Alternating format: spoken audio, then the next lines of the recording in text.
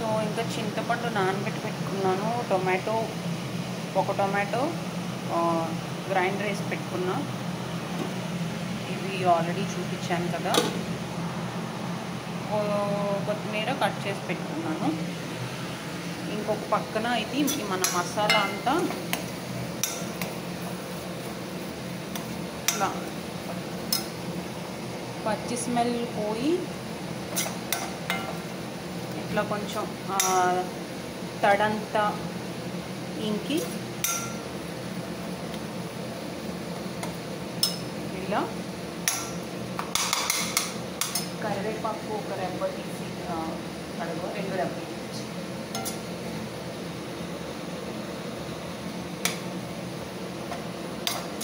పచ్చి smell almost పోయినట్టే ఉంది. మసాలా ఫ్రై చేస్తుంటేనే మంచి స్మెల్ వస్తుంది.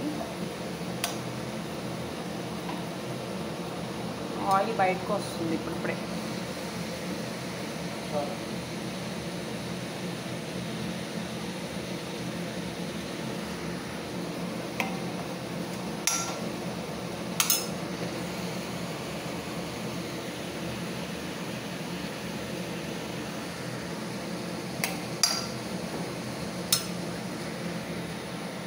సో ఇప్పుడు ఆల్మోస్ట్ ఇది పచ్చివాసన అంతా పోయింది. సాల్ట్ వేసుకుందాం ఇప్పుడు. సాల్ట్ నేను ప్రస్తుతానికి 1.5 స్పూన్ వేస్తున్నాను. తర్వాత చూసి వేస్తాను మిగతాది.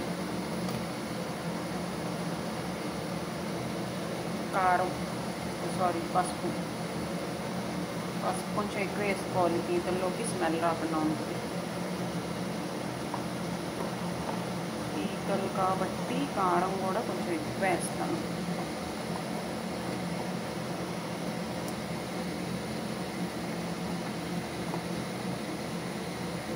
ఒక 2.5 స్పూన్స్ వేసాను నేను.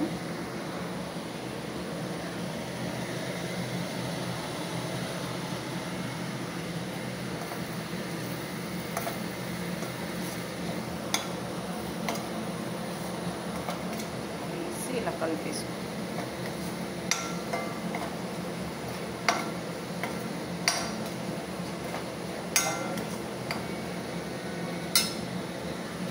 సో మసాలా అంతా ఇలా అయిపోయింది, చక్కగా కలిసింది. ఇందులో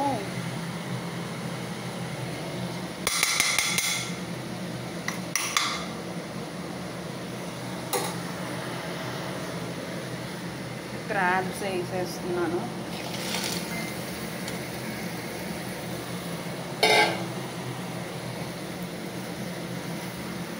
క్రాబ్స్ వేసేసి చక్కగా వాటికి మసాలా అంతా ఇలా పట్టేలాగా కలిపేసుకోవాలి. ఈ చిన్ని సౌండ్కి ఎలా వినిపిస్తుందో నాకు చెప్పేది అర్థం కావట్లేదు.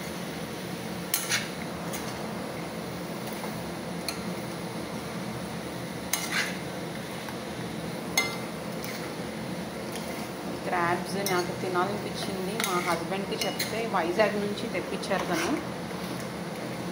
మేము యాక్చువల్గా రాజమండ్రిలో ఉంటాం. రాజమండ్రిలో కూడా దొరుకుతాయి మంచిగానే. ధవళేశ్వరం అంటూ వెళ్తే ఎవరన్నా తెలిసిన వాళ్ళకి చెప్తే తెప్పిస్తారు. కానీ వైజాగ్లో ఆ సీ ఫుడ్ దొరుకుతుంది కదా, కొంచెం పెద్దవి దొరుకుతాయి. ఆ టేస్ట్ కొంచెం డిఫరెంట్గా ఉంటుంది. సో అందుకోసమని చెప్పి అవి తెప్పించారనమాట.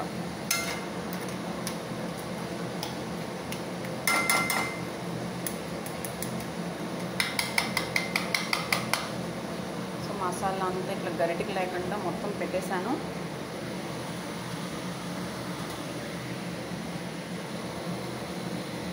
దీన్ని జస్ట్ మూత పెట్టి కొంచెం సేపు అలా ఉడికిద్దాం.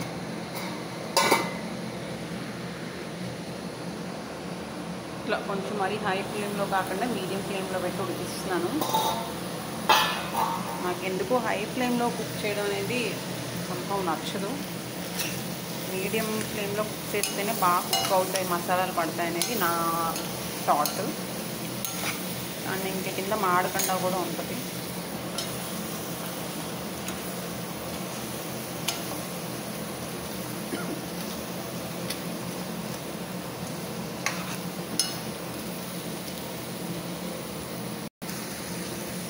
సో వీటిలో కూడా కొంచెం ఉన్న ఆ వాటర్ కొంచెం ఇంకి ఇప్పుడు ఇంకా మళ్ళీ ఆయిల్ బయటకు కనిపిస్తుంది కదా. ఇప్పుడు నేను టొమాటో ప్యూరీను కరివేపాకు వేసేస్తాను. అవి కొంచెం దగ్గరకు అయిన తర్వాత దాన్ని ఏమంటారు, చింతపండు పులుసు వేస్తాం.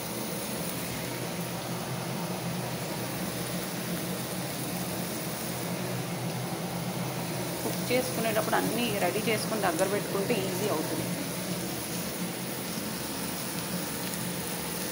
సిమ్లో పెట్టుకున్నాం, ఇది మాడిపోతుందేమో కింద డౌట్.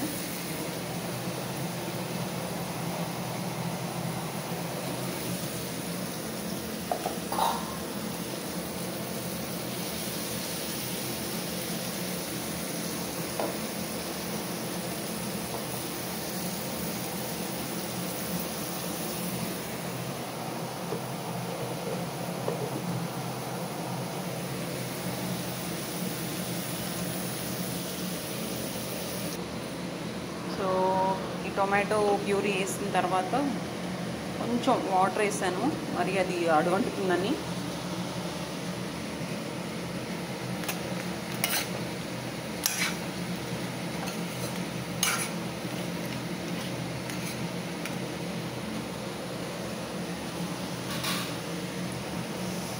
డైరెక్ట్ చింతపండు పులుసు వేసుకోకుండా కొంచెం నీళ్ళు వేస్తాను నేను ఎప్పుడైనా, ఈవెన్ చేపల పులుసులో అయినా కూడా.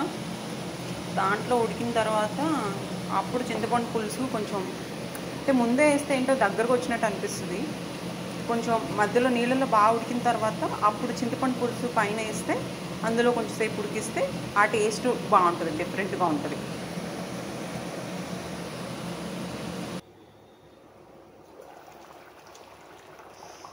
చింతపండు పులుసు కూడా వేసేసాను, చక్కగా ఉడుకుతుంది.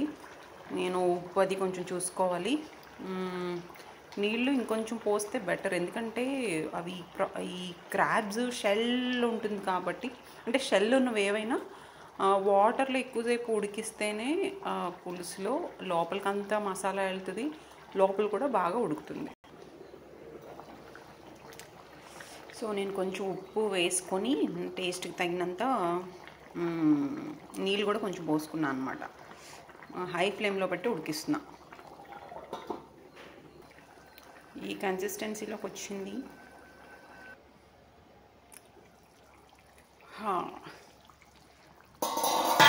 యమ్మీ యమ్మీ క్రాబ్ కర్రీ. చూసారా, మొత్తం అంతా చక్కగా ఆయిల్ అంతా పైకి వచ్చేసింది, అంటే గ్రేవీ సూపర్గా రెడీ అయిపోయింది. ఉప్పు అన్నీ కూడా నేను చూసి వేసుకున్నాను. మరీ ఇగురులా పెట్టలేదు నేను ఈసారి, కొంచెం పులుసులా చేశాను అనమాట. ఎందుకంటే తినడానికి బాగుంటుంది ఈ పులుసులోకి. ఇదంతా దాన్ని ఏమంటారు, ఆ ఫ్లేవర్, క్రాబ్ ఫ్లేవర్ అంతా వచ్చేసి సూపర్ ఉంటుంది. అంటే సూప్, దాన్ని ఏమంటారు, ఈ గ్రేవీలో ఉన్న సూప్ ఏదైతే ఉందో అది యాక్చువల్గా అది సూపర్ టేస్ట్ వచ్చేస్తుంది అనమాట. క్రాబ్స్ కూడా పెద్దవి కాబట్టి దాంట్లో మీట్ కూడా ఉంటుంది కాబట్టి అది కూడా సూపర్ టేస్టీ ఉంటుంది.